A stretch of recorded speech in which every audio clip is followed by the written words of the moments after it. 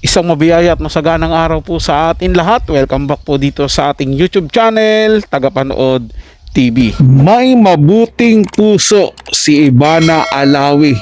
Ehemplo ng isang influencer. Yan po yung ating bibigyan ng komento, reaction, opinion sa araw na ito. Pero bago po tayo magpatuloy, ako po yung nagpapasalamat sa inyong mga tagapanood, sa inyong panonood at pagtangkilik dito sa ating channel. At syempre sana po ay huwag niyo pong kalimutan na mag-subscribe, lalong-lalo na po sa hindi pa nakakapag-subscribe dito sa ating channel. At hit niyo po ang notification bell para ma-update po kayo sa mga bagong video na ilalabas natin. Siyang like, share, and subscribe mga tagapanood. Sobrang laki po niyan dito sa ating channel. At syempre libre lang naman po ang mag-subscribe, kaya wag po kayong matakot.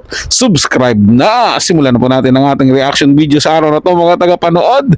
Let's do this! Ivana Alawi, isang ehemplo ng tunay na influencer na may kabutihang loob. Ivana hinangaan ng mga netizens.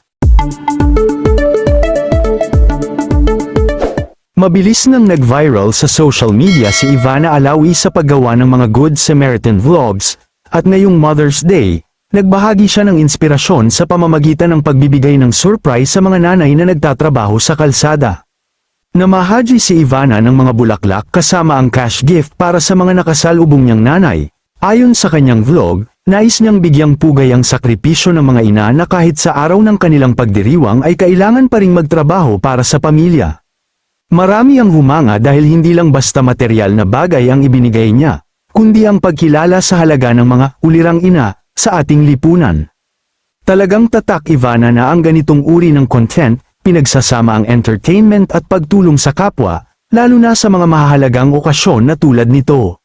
Bihira sa mga sikat na personalidad ang talagang naglalaan ng oras at resources para direktang makisalamuha sa mga tao sa kalsada.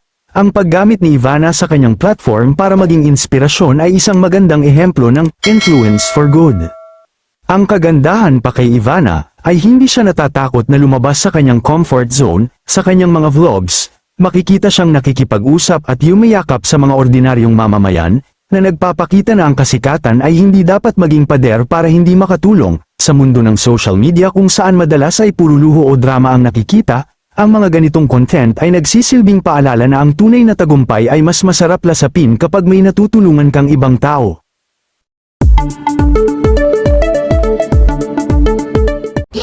Ako sa totoo lang mga tagapanood, sobrang hanga po ako dyan kay Ivana Alawi. Hindi po ako mahanga dahil maganda siya, given po yan, maganda at sexy. Ako po yung humahanga dahil doon sa kabutihang loob na ipinapakita niya, lalo na pag nagbablog siya. Dati akala ko for vlog lang yon. Pero mayroong nakapagsabi sa akin na kahit daw sa personal, kahit walang camera, sobrang bait daw po talaga ni Ivana Alawi. Hindi lang sa ibang tao, maging doon sa mga kasambahay niya. Pero syempre, given naman kahit sinong mabait, kapag pagod, may konting suplada yan. 'Di ba? Alam naman po natin yan. Ang dami rin pong nagsasabi na ganun si Ivana Alawi. Pero hindi po ako naniniwala doon. Kasi nga, kung ano talaga yung pinapakita mo sa tao, magiging natural na lalabas yun eh. 'Di ba? Walang arte, walang kemi, walang sabi natin tutik na pwede mong ibato sa kanya.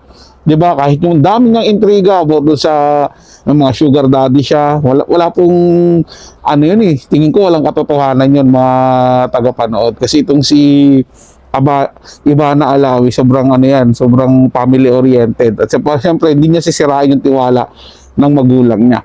Kaya nga 'di ba, ibinabalik niya yung kagandahang loob na yon, yung kabutihan ng mama niya na itinuro sa kanila, ibinabalik niya sa pamamagitan ng pagbibigay tulong din sa mga nakakasalamuha niya sa labas. Isa sa mga pinakahinangaan kay Ivana Alawi talaga is yung naalala niyo yung dating construction worker na natutulog sa daan tapos pinakain siya, nagpanggap siya na nanghingi ng pagkain. Pinakain po siya nung tao na yon, tapos tinulungan niya makabalik dun sa probinsya, binilahan niya ng lupa, pinagawa niya ng bahay, 'di ba? Sobrang natouch po ako dun sa ginawa ni Ivana Alawi. Naisip ko sana lahat ng mga artistang ganyan na nagbablog dapat ganyan din, 'di ba? Hindi yung puro binablog nila yung mga yung mga ano nila, piniplex nila yung yaman nila, yung mga lugar na pinupuntahan nila, di ba? Mas akin, masaludo ko doon mga tagapanood, doon yung binablog nila na yung kinikita nila, ibinabahagi din nila sa mga mahihirap na tao. So, ayun mga tagapanood, ano masasabi nyo about dito kay Ivana Alawi? Komento na dyan sa ating comment section. Pag-usapan natin yan at syempre pupusuan ko po yan, mga tagapanood. Sino lang po mga tagapanood. Ito ay comment at opinion lamang. Wala pong personalan. Paalam po at mabuhay po kayong lahat. Maraming salamat po sa inyong panonood.